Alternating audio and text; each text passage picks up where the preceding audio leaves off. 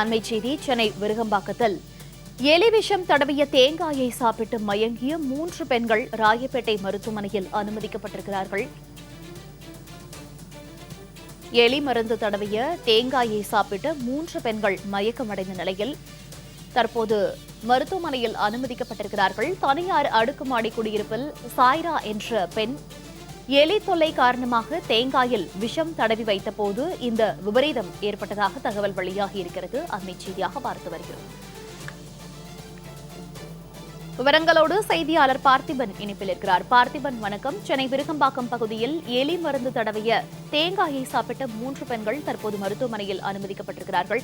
இந்த சம்பவம் எப்போது நடைபெற்றது? தற்போது அந்த 3 பெண்களுடைய நிலை என்னவாக இருக்கு? வணக்கம் மோனிகா.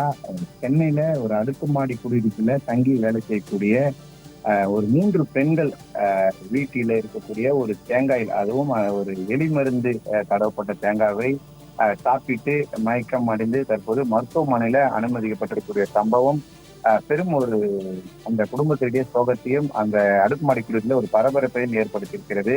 ஒரு 30 ரூபாய் தோராயமாக இருக்கக்கூடிய ஒரு தேங்காயை பாதுகாக்க, எலியிடமிருந்து பாதுகாக்க வேண்டும் என்ற ஒரு நோக்கத்துல அந்த தேங்காய் மீது எலி மருந்து தடவப்பட்டு அந்த தேங்காயை வைத்திருக்கிறார்கள்.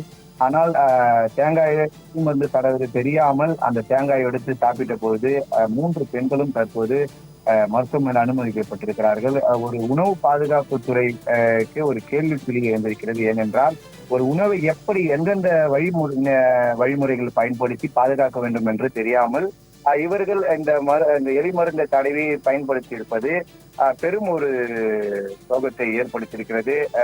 உடனடியாக மயக்கம் ஏற்பட உடன் இருந்த பெண்கள், அந்த 3 பெண்களை சென்னை KK நகர் மருத்துவமனையில அனுமதிக்கிறாங்க. ஆனா அங்கு முதல் சிகிச்சை அளிக்கப்பட்டு தற்போது சென்னை ராயப்பேட்டை அரசு மருத்துவமனைக்கு அழைத்து சென்றிருக்கிறது. மேல் சிகிச்சைக்காக தற்போது தொடர்ந்து சிகிச்சை அளிக்கப்பட்டு வருகிறது. எனவே பொதுமக்கள் இது போன்ற ஒரு தேங்காய் மீது மருந்து தருவது, அதை திருப்பி பயன்படுத்துவது, இது மாதிரி சாப்பிடுற உணவுப் பொருட்கள் மீது இது போல பயன்படுத்தக்கூடாது என்பது ஒரு விழிப்புணர்வு ஏற்படுத்தும் வகையில உணவு பாதுகாப்பு அதிகாரிகள் நடவடிக்கை எடுக்க வேண்டும் என்பது தெளிவாக தெரிகிறது. தொடர்ந்து பாதிக்கப்பட்ட அந்த 3 பெண்களுக்கு சிகிச்சை அளிக்கப்பட்டு இருக்கிறது என்பது குறிப்பிடத்தக்கது. மோனிகா,